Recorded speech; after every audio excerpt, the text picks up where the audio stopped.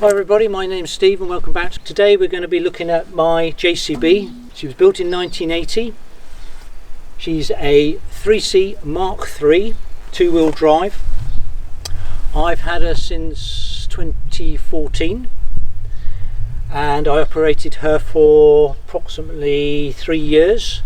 Helped me put in the septic tank, create the island for the cars to go round, and some various other bits and pieces, pulling out stumps and what have you.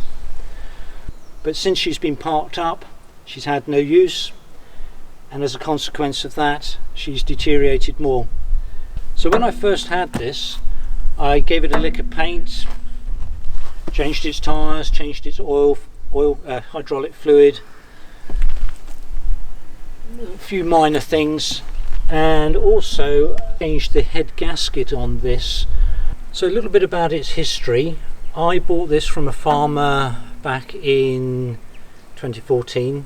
He bought it from another farmer in 2004, and before that then it was used by road contractors. So let me walk you around this and show you a little bit more in detail. Starting then at the front, this has the original scoop, and as you can see on the leading edge, lots of stone hits where it's been used to grade land by running forward and sweep over, and that has ruined the leading edge of that.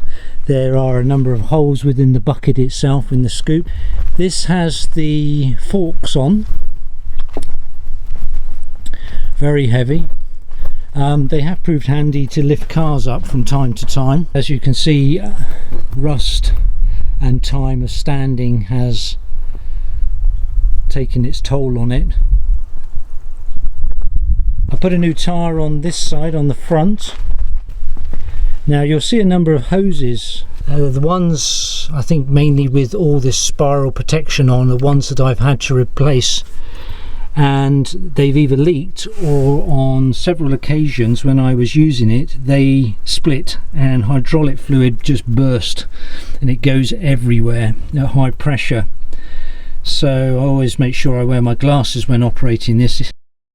I've replaced this hose. There's lots of corrosion, and the last time I used it, this cab section was starting to move actually on the main bodywork. None of the lights work.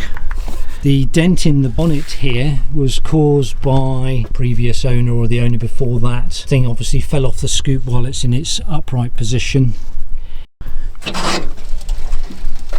Goodness knows what we're going to find inside. Here is where the hydraulic fluid filled, goes into a filter here. I did replace that again many years ago. This has different rims on this tyre. Obviously it came like that. Stabilisation rams for the rear,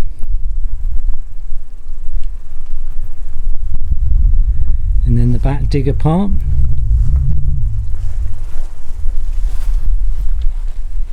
Now there's a bit of play in the bearing in this part here. It's quite a thing to replace. You have to remove the entire digging arm off of this, and that's some considerable going. Here I've replaced one here, another one here, another one there.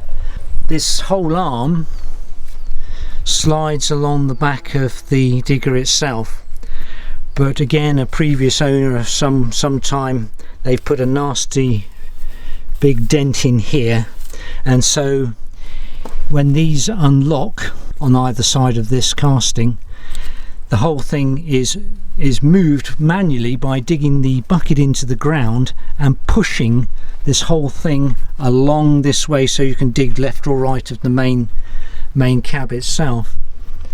But with this dent in here, it does not move very well, even with a ton of grease on that.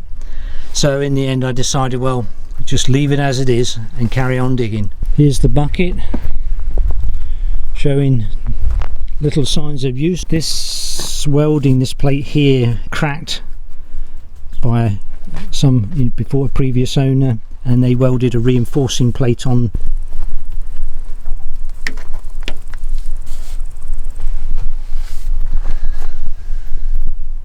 This rim is different.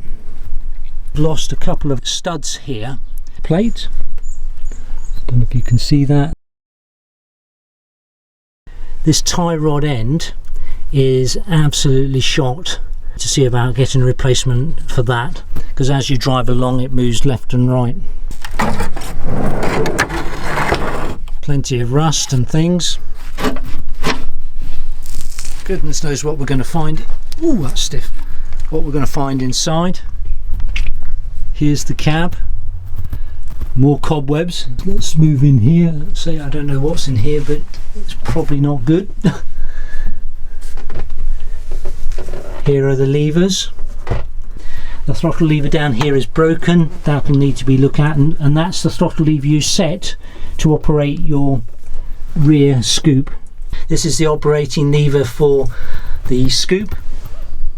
So you pull back to lift it up, and again directions to move the actual scoop itself. The handbrake, non-existent. The stop start, accelerator, clutch there, which seems to have stuck. So that needs a little bit of lubrication, and then your brake pedals there. Gauges here. This is the hourage there, and then the speeds and the gears, fuel gauge, and lights for the operation. This lever here, gives you the drive forward from the torque converter. So, and nothing seems to be working on that, so that's ominous. Usually it goes up and down.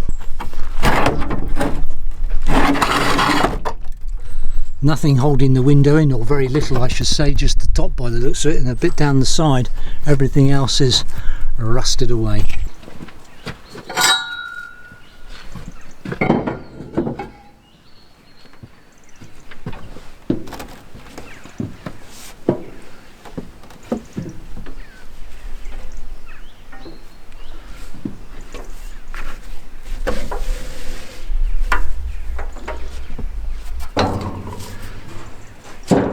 Very heavy and very awkward, and there's no assistance actuator, so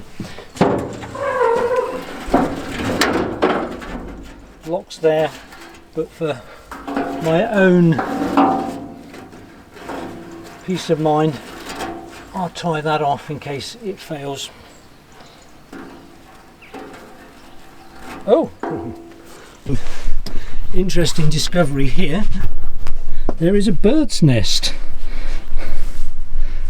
Oh, and several others. Wow. And another one there. So the birds have been using that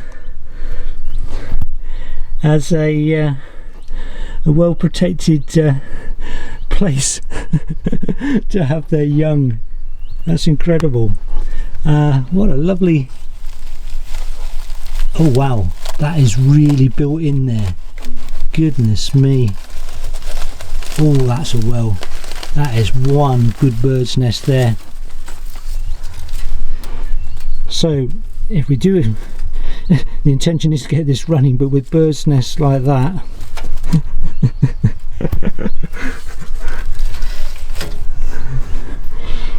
wow, all over the cav pump.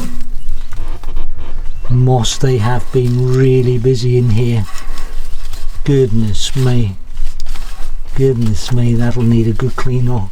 So here is the 4-cylinder engine. I'm not sure what the output is. I'll have to come back. I'll put a note on the vlog, tell you what it is. I replaced the filter originally. I replaced the fuel pipes to the injectors. What else did I do? I think I put a new air filter in. It hasn't got an original alternator on. That looks like some car one. I noted that when I first had this. It doesn't quite run true, so again it will get it running, but at some point I hope to replace that. That's where the position of the battery goes, and that is very difficult to put in there. You have to clamber in and then drop it in on that place. It is so heavy and awkward. I'm absolutely sure nothing's in these.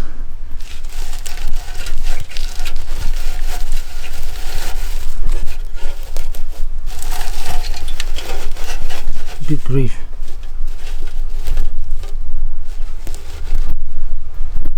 No, nothing inside there, but again, what a nest. That's obviously a different bird. So two types of bird have been nesting in here. I would think the large one over there is a blackbird or something, and this one,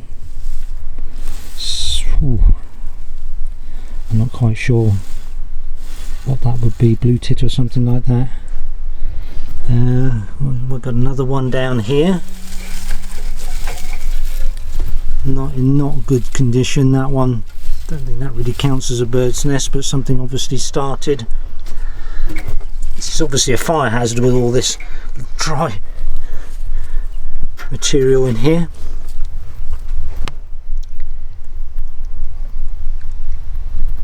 Is that another one down there? I got a feeling there's another one down there on the front down there.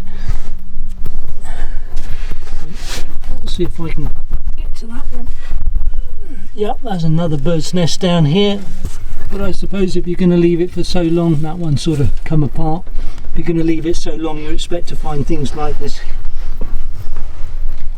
inside your engine bay. Now it doesn't look as though there's any, oh no, there's some bubbles in there, so it may still be primed. I hope it is. It can be quite a problem starting this vehicle. Let's have a look at the state of the oil. There's oil in there, that's good. Probably not the cleanest of oils. Let's take off the cap and just see inside. Oh, that's right, there's got a mesh protector on there, so I'll just leave that for the moment. Let's have a look in the radiator cap. And there's nothing in the radiator. So that could be for a variety of reasons. And I hope that it's not. The matrix is still intact. It could be for other reasons, that through the frosts it's split something, and hopefully nothing serious. But it did have antifreeze in. So there we have it. There's the engine, oily, but when I get to start it, this is the first part of assessing what I need to do, and if I need to get anything. I think we could probably attempt to start that when the battery's fully charged, and just see if we can coax it into some form of life.